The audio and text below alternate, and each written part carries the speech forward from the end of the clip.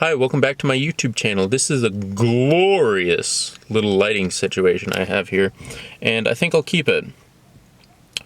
So, in today's video, we're going to talk about dopamine and addiction, and what causes addiction, and what we can do to fix it. So, first off, dopamine is the reward chemical, not the happy chemical. That's serotonin. So the more dopamine we have in our head, the more action we can take. And you might be thinking, whoa, this doesn't make any sense. The more dopamine we have, the more action we can take. I'm taking rip skis off the vape ski all the time. I take plenty of action. I work super hard and I rip ski off the vape ski whenever I feel sad. But you're not feeling sad, you're feeling addicted. You don't have any reward chemical. You don't have a reward for doing your job other than your paycheck and your rip ski off the vape ski. So, moving on from my dumb jokes. Can I? Okay, it's like, all right. When we have free dopamine in our head, when we're not addicted, you have to not be addicted to have free dopamine in your head. That's your action points. Think of it like you can take this many actions. I think what did they call it in Dungeons and Dragons? It's not priority. It's initiative. The more free dopamine you have in your head, the more initiative you have. And our uptake of dopamine is our reward. And so we take a lot of action. We do one really big thing. And that could be making a large purchase. That could be taking a leap of faith, you could say. And that takes a lot of dopamine in your head. That takes a lot of free dopamine. You can't do that when you're addicted.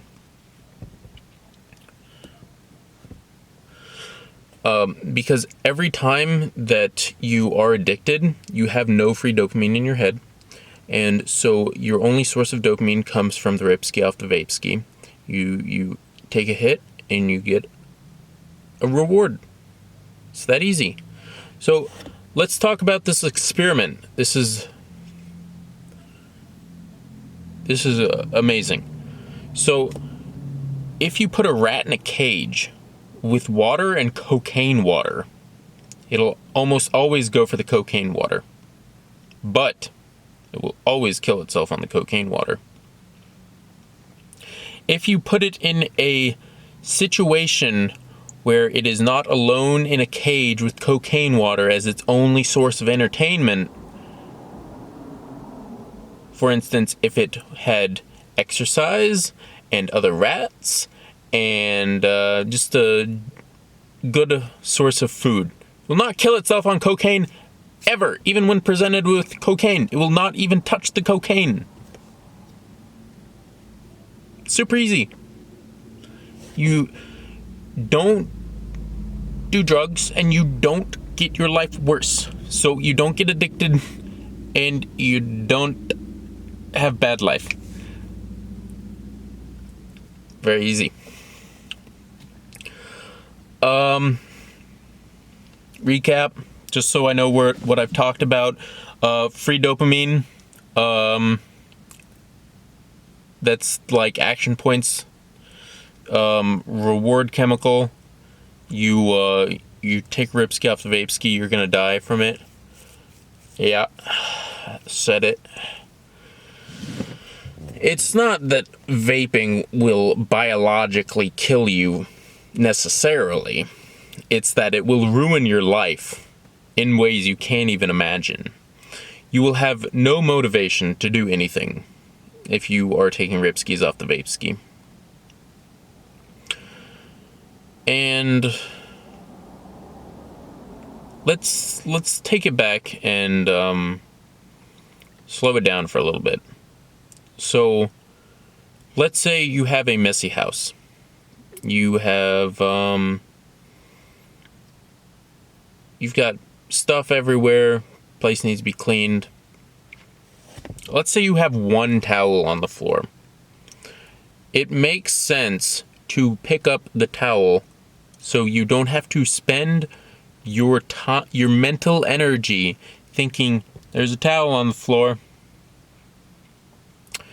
when you could think there's a towel on the floor and do one more action point to pick up the towel. But you can't do that if you're addicted.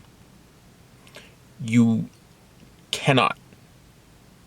If you are addicted, you only do what is absolutely necessary to sustain your addiction. And I know that for a fact,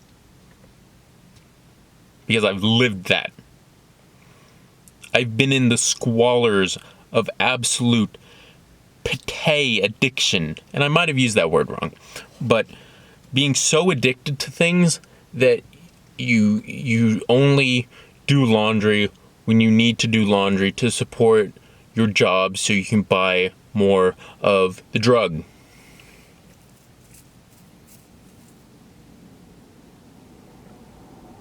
That's addiction. And hell, I think I found myself doing an addiction, getting re-addicted to something, just so I could figure out a way to explain to you guys how to stop being addicted. And that is very simple. The easiest way to stop being addicted to something, are you guys ready for this? Is to figure out why you're doing the drug. Go back to the very first time you did the drug. I guarantee you remember the first time you did the drug.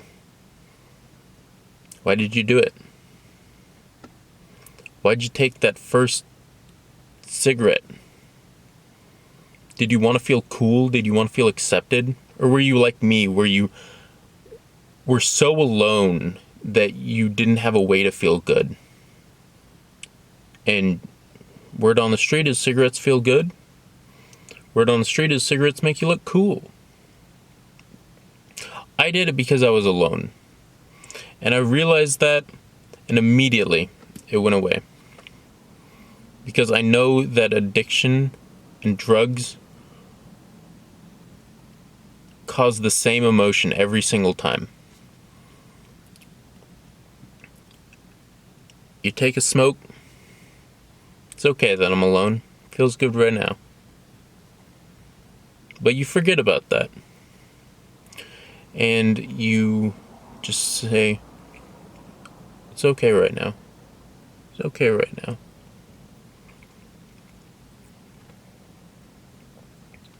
And I was like that for a long time. And I had quit cigarettes, and I'd quit vaping, and I'd quit nicotine lozenges, only for me to figure out why. I had never figured it out. I had just done it. They were in and out of my life, but now they're out and just gone. Now we move on to caffeine, and I think I know why, but I need to implement it somehow. And that gets a little interesting. And then there's sugar. First time I ever did sugar, it was force-fed to me. How do I stop doing something that's force-fed to me? Very interesting. Well, my name is Liam of Bishop Vlogs. I hope you found this video not only entertaining, but helpful. And I hope you like, comment, and subscribe. And I hope you do it for the YouTube algorithm. And I hope you like specifically so other people can see the video. And I hope you comment specifically what you want me to talk about or what you want other people to talk about. Now, it might be talking about some specific diet that I don't care about, where it's like raw dairy and raw meat to cure cancer. I don't care about that. And subscribe so you can keep seeing my pretty little face. And that's what I do every single video is that little shtick. Not drawn out like that, but I do YouTube videos because I think it's a helpful, creative source of an outlet. I can talk about whatever I want to on my YouTube channel. You guys subscribe to my channel for my pretty little face and no other reason. I could be talking about that time that the multiple times I was tried to convince, or I was being convinced to watch My Little Pony, and I've never watched My Little Pony. But I've heard great things about it. I've heard My Little Pony is a very helpful tool for autistic individuals to learn social skills. But I'm not autistic. At least I don't think so. I think my dad's autistic. I think my mom's insane. He's just a little autistic though. He's like the I was never diagnosed with autism, but I don't know. Maybe that's wrong of me to say. He probably watches my videos every now and then. He's just like, oh, I wonder how my son's doing. 'Cause he lives down in Florida. And I don't know. Alright, I gotta book it. Thanks for watching my YouTube video. I always enjoy making them.